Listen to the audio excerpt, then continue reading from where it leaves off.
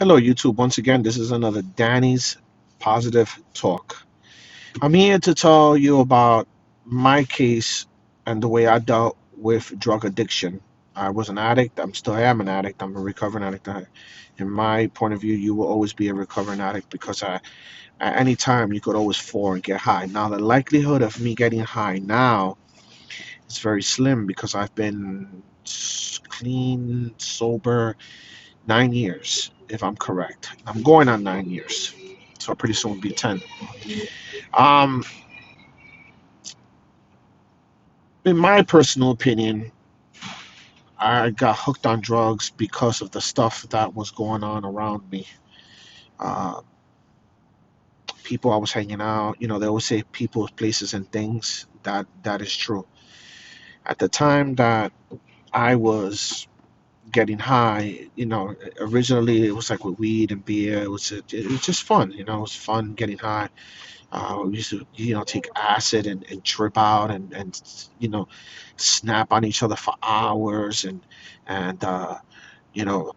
mushrooms and it's similar high and mescaline and then from there um, I did, I also have done Molly. That high was actually pretty good. I liked it, but the other thing was very sensitive. So, so throughout, going to clubs, getting high, drinking, smoking, and then eventually one day it led into coke. So, and then one day, my friend was like, bro, if I was you, I would fuck with this shit. But I was like, let me get it. I'm a man. I could handle it, bro. And I started getting high. And then originally it wasn't a problem. Like I used to, get high and I used to stay up. I used to love it because it used to keep me up and chatting with the guys and hanging out with people and going out to clubs and all this other stuff. But and then my tolerance started growing, so then I needed more money to get high, and more money to get high, and more money to get high, and it became a point where I was blowing a lot of money. Like I would get paid and basically blow my whole entire paycheck on the weekend, and then like the rest of my bills, I was like, what the fuck am I gonna do with the rest of my bills? Or how am I gonna pay my bills? Shit, my fucking rent is up. I'm losing my job. I mean, just like whatever you negative thing you could think of is happening. Um, so one day, my friend came over to the house, and he gave me this look.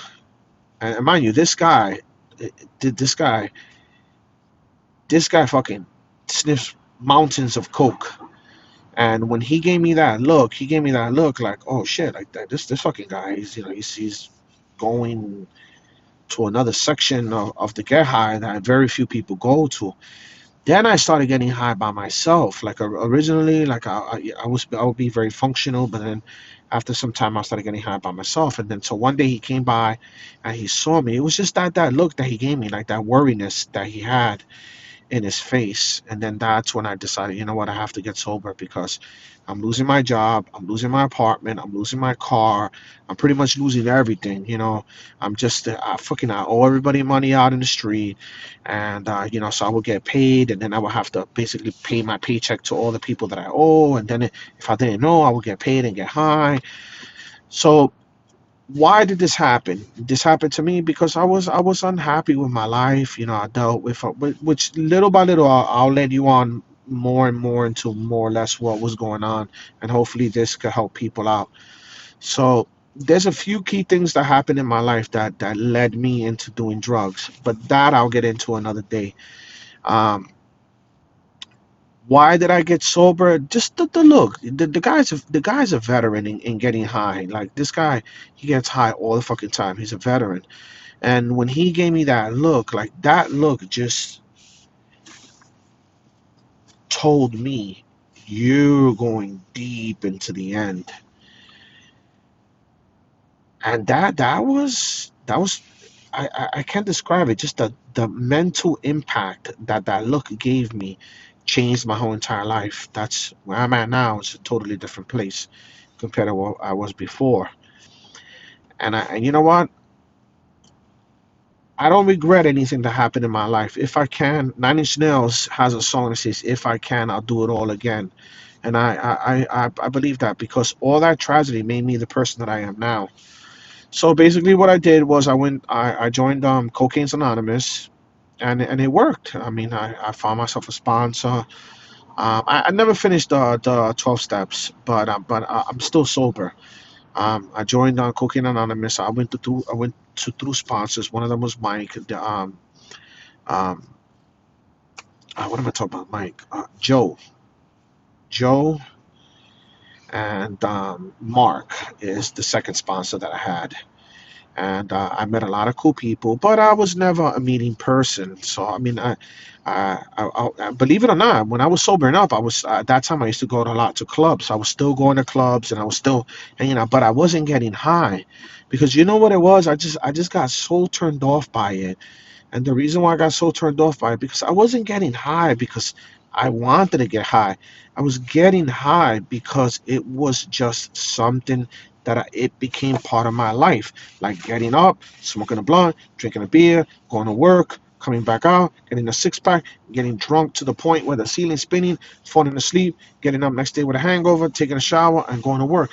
It just it's I became a robot basically. You know, I was getting high just to get high because I really wasn't enjoying it anymore. So, but I needed that push. I needed that the wake up. You know, when your face hits that concrete so hard that it shakes your brain, and then you start, oh shit, what the hell am I doing? And you know what? I gotta thank my friends and my family and everybody who stood there with me to help me sober up. I'm a different person now. I don't regret the get high because I did have some good times on it. So I'll be sitting here, I'll be lying to you if I said, oh, yeah, all of it was all terrible. But would I do it again? No, because it takes a toll on you, mental, spiritual, physical, whatever you believe in. It takes a toll on you. It takes a toll on your body. Your mind is clouded. It works cluttered. There are functional addicts. There are addicts that can get high and they work and it works for them. More power to them. But me personally, I like living my life sober. I have to face my responsibilities not sober. That was another reason why I was getting high because I was just escaping all the problems that I had. I was just not wanting to face them, not wanting to deal with them. But when you sober up, you have no other choice but to look at your problems and face them. Then the decision comes. Are you gonna become the man that you gonna become? Or are you gonna still run away from your problems and then eventually get addicted to something else? Or maybe not become the man that you see yourself in the mind. So at one point, you have to make a decision of what you want to do in life. There's going to be key sections in your life where the options are going to come. So, am I going to become a man, or am I going to do what I got to do right, or am I going to continue down this road? Eventually, those options are going to run out because you start getting older.